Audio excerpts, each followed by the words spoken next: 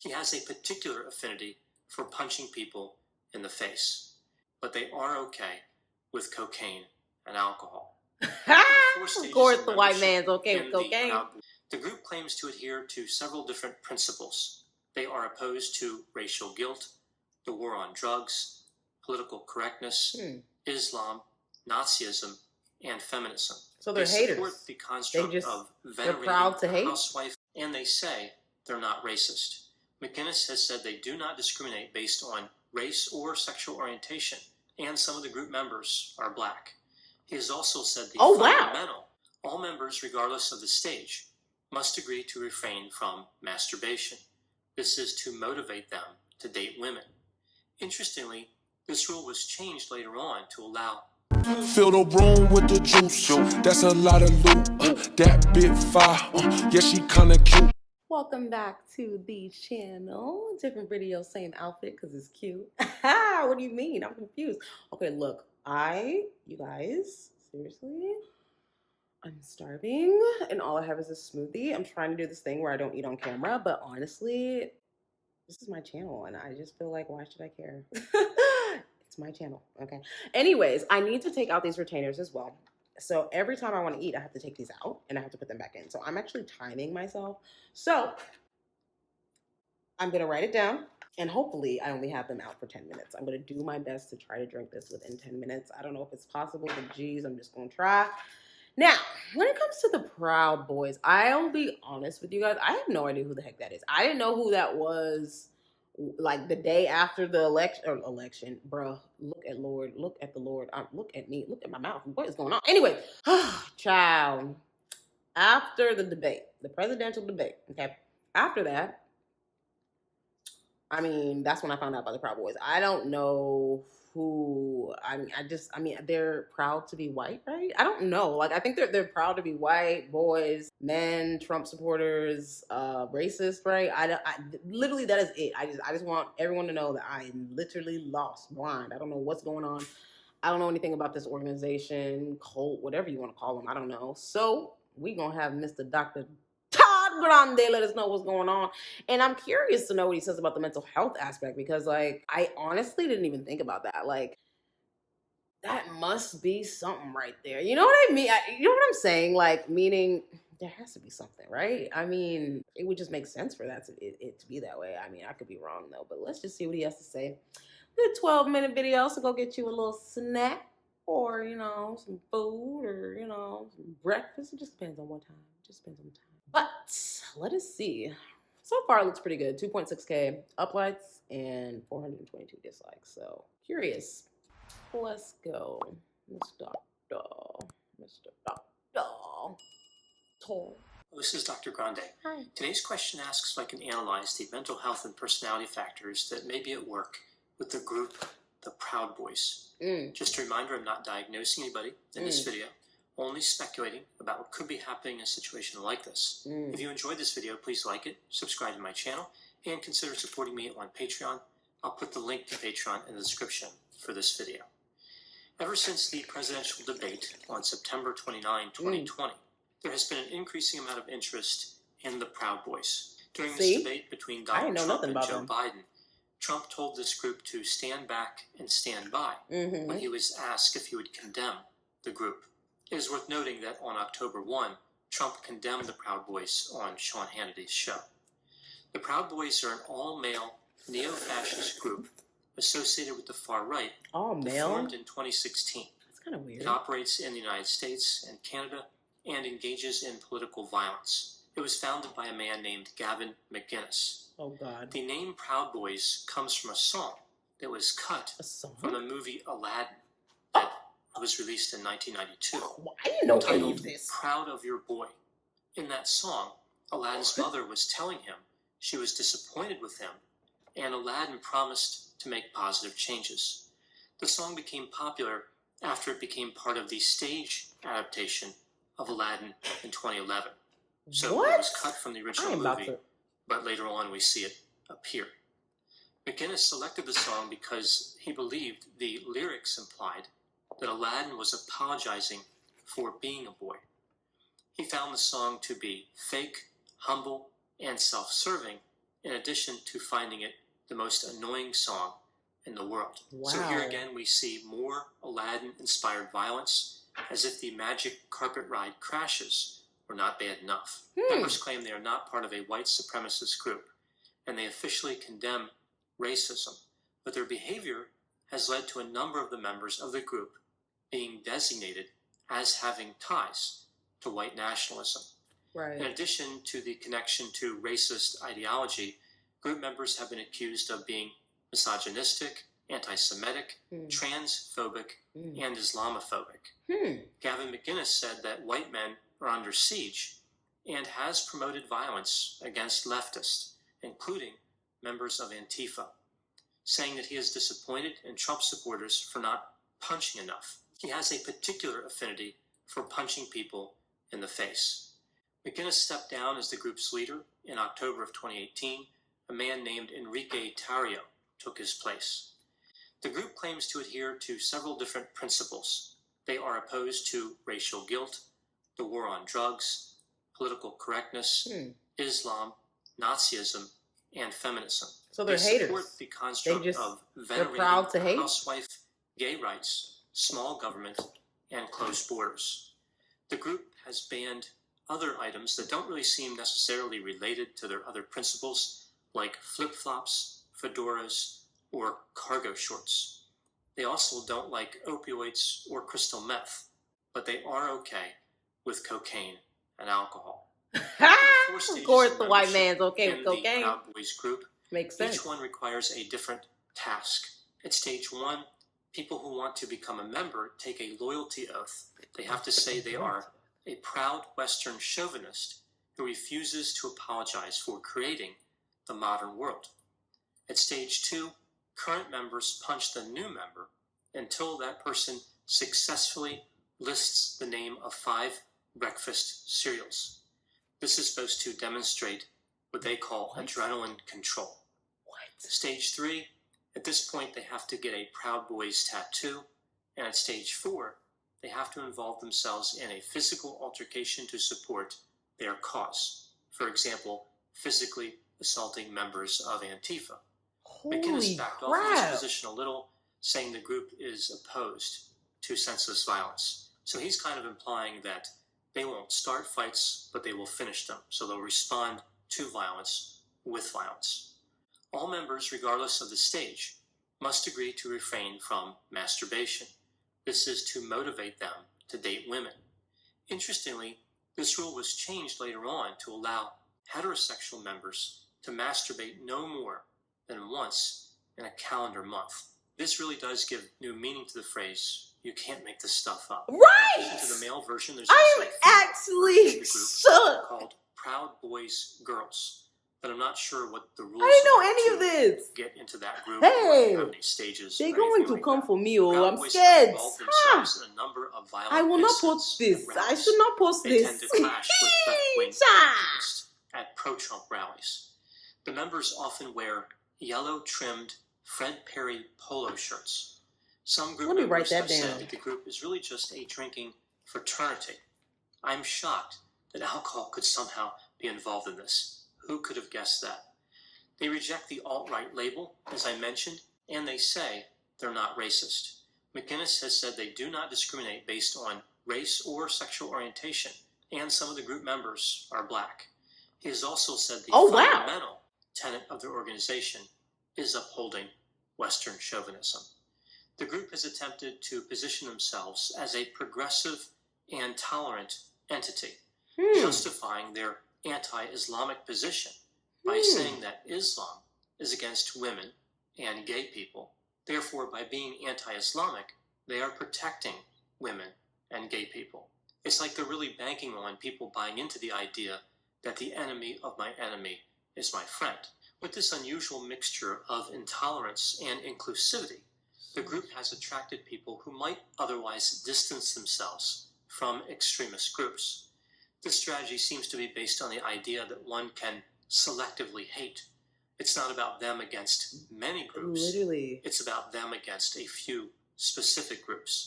Functionally, this appears to be a difficult position to maintain, as the group has attracted people whose behavior is aligned with white nationalism. In a way, it seems like an attempt to establish some type of moderate extremism.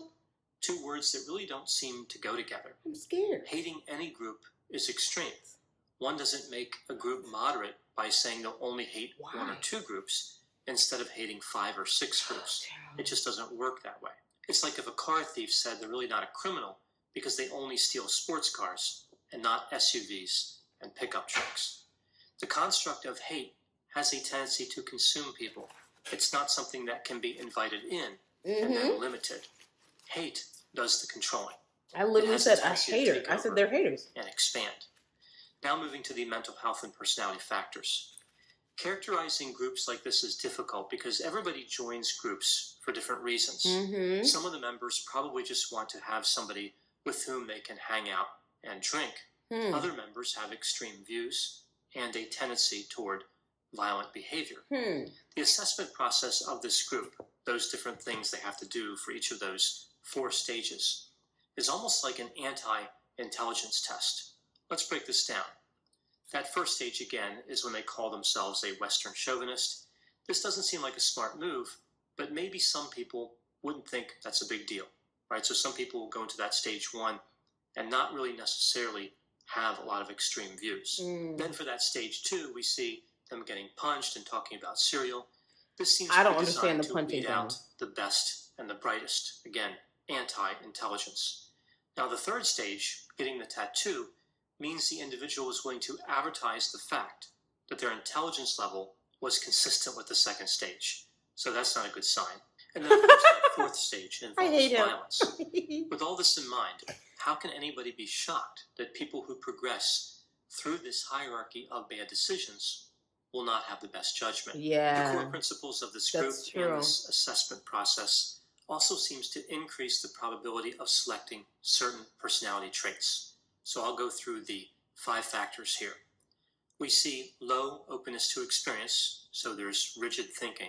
Low conscientiousness, like impulsivity and being irresponsible. High extroversion, they're assertive and sensation-seeking. Low agreeableness, they are distrusting and not altruistic. And low neuroticism, we see fearless dominance. I'm not aware of any reports of mental disorders among any of the group members. It seems conceivable that some group members could have antisocial, narcissistic, and paranoid personality traits based on their penchant for violence, their sense of entitlement, and their belief that others are out to get them.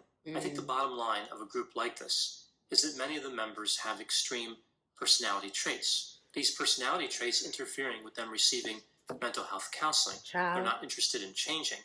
They often don't recognize that there's a problem. By getting together in a group, they only reinforce their maladaptive beliefs. They become more entrenched in the ideology of hate, believing they can somehow control hate, focus it on just the people they really want to get. This makes them feel like they are regulating the destructive behavior, but they're really not.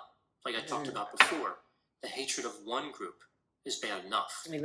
One thing I find particularly interesting about this group is their affinity for alcohol and their rejection of opioids and methamphetamine. Only because it connects over to an analogy I think might be useful. In the world of substance use treatment, it's not unusual for people who are dependent on specific substances to judge other people who are dependent on other substances. It's One of been the 10 most minutes. common I gotta put examples these I've back seen in my clinical experience is when people who exclusively consume alcohol will look down on those who use other drugs like heroin, crack, methamphetamine, benzodiazepines, and marijuana. Even if the person who uses alcohol is intoxicated more often, has more health problems, has been arrested more times because of it, there is still this tendency to look at themselves as not really having a problem because they're just consuming alcohol. They're not a real drug user like those other people. Sometimes you hear the comment, I might be bad, but I'm not as bad as that person over there. So basically, they're looking at themselves in terms of degrees of bad. Sometimes one only needs to look at the scale with which they are measuring themselves to realize there's a problem. I think this really underscores the illogical argument of a group saying, we don't hate as many people as members of other groups. Therefore, we're not as bad. One could argue that the Proud Boys are simply trying to repackage extremism and market to a new audience. Absolutely, that's what I was just thinking. Please put any opinions and thoughts in the comment section. They always generate an interesting dialogue. As always, I hope you found my analysis of this topic to be interesting. Thanks for watching. Bye, Todd. Thanks for your content. Now, first, like, I just gotta say this. So, with the black people, let me not say people. Black men, okay, because you can't have any females in Proud Boys. The black men that are in Proud Boys, let me tell you something. That right there alone is the results of the black community not being able to come together. Let me explain myself here. So, as a black person, and I'm sure other black people can relate to this. If you can't, then you must have grown up somewhere differently, have a different environment, whatever have you, and that's fine. That's absolutely fine. But what I have let me say it like this. What I tend to see from, that smoothie, over 100 grams of protein, y'all, dang. Anyways, what I tend to see when it comes to my upbringing, coming to America, being in America, changing myself to be more American, to fit in, stop being bullied, Again, within the black community, there are black people who do not like black people, okay? And there's different categories of them. They have the black people who don't like black people quietly. You have the black people that don't like black people, vocally, like, oh, I support Trump, black people, 50 Cent, great example. Then you have the black people who don't like black people but can't say anything because there ain't nowhere to go. Like, it's just like, well, who do I talk to about this? And Now, the self-hate within them is what most of them ain't looking at. A lot of them ain't looking at that anti-blackness, because if they did look at that, then they'd be able to find the root of why they feel the way they feel in the first place. You see what I'm saying? So because that is something that, again, the black community has an issue with, okay, that we can't take it out and put it to the white people. We can't take it out and give it to the Hispanic. No, it's a black community issue. Because that will not be rectified within the entire world. I'm talking with not just black people in America, black people in England, black people, and even in Australia, New Zealand, it doesn't matter. There's different hierarchies of black people. You see what I'm saying? That's why we have the word coon. You see what I'm saying here? So it's interesting to me that there is now a facility for those kind of people. Maybe not even those kind of people. Maybe just like, percentage of them, whatever. I don't really know. But that is really interesting, because I've been in those conversations, and this may be very alarming and weird to hear from somebody who is not a black person, but I have been in circles and seen people have conversations at parties, dinner, lunch, school, like little places where there will be a black person openly talking about the issues within the black community and why they don't hang out or serve or go to a black church or whatever it may be in their own little, mind. You even here's a great example right here. How black people say, oh, well, black business just ain't good. You know how black business be? Like, sometimes the black business, like, you may not be hearing it this year, but baby, go back a couple years. That is definitely something that is very well. I mean, Jess Hilarious can tell you about that. Just girl, I'm telling you, there are so many examples of this little sitch, and that's interesting. I didn't know that. I thought that they didn't allow black people in the Proud Boys. So that right there is like the most, like fireworks in my head. I'm like, what? Like, and I can see it. I literally can see it now. I can see the black man having the conversation with the white man, talking about how the black communities aren't thriving, how, they just want fast money, they want to do drugs, they want to sag their pants, they whatever the conversation could be. I can see it easily. And that alone should already let you know that is a problem. That alone should already let you know that this is a problem immediately, because it's not seen as crazy to me. It's seen as, oh, look at that. Now they have a place. Now they have a place to go and talk.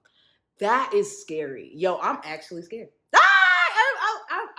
I am actually scared after watching that, because this isn't even like Proud Boys from 1956. This is right now today. Who knows? I could be living next to one right now, and every time he see me, he's just like, I can't wait to just shoot her. Like, I don't know. Like, it's just like, I don't know. So it's just like the fact that it's just like so heavily violent. Oh man, it's really upsetting. Ah, yikes, yikes, yikes, yikes, yikes. I'm gonna get out of here. Okay, I'm going to get out of here because wasn't expecting that. I'll be honest with y'all. But seriously, let me know what y'all think about this video down below in the comment section, and let me know what you think about Proud Boys. Like, because I really didn't know. So if you have more information that I like, please leave it below because I am thoroughly interested now. Wow, that is so interesting. And the masturbating. We didn't even talk about that. They said Wait. So you can't masturbate so that you can be more interested in women because they don't like women, so that's why they do that. I don't. None of it is making any. I am like, what? And then they changed it to where they can masturbate once a month. Why once a month? What's the once a month? What's the difference? Child, you know what? I'm good on looking at this human train. All right, I'm good on humans. I'm gonna go watch some TV where they have characters and they know exactly who they're supposed to be and what they're supposed to say, because this is enough. This is enough for me. All right, I can't. Jesus, I'm scared. All right, I love you guys. I'll see y'all in the next one. And don't forget to like this video for good luck. And if you're brand new, don't forget to subscribe. You're gonna be back. I guarantee it. If I'm wrong, you let me know though. Pulling out the coupe in the lot, 12 for a SWAT, busting all the bells out the box, hit the lick with the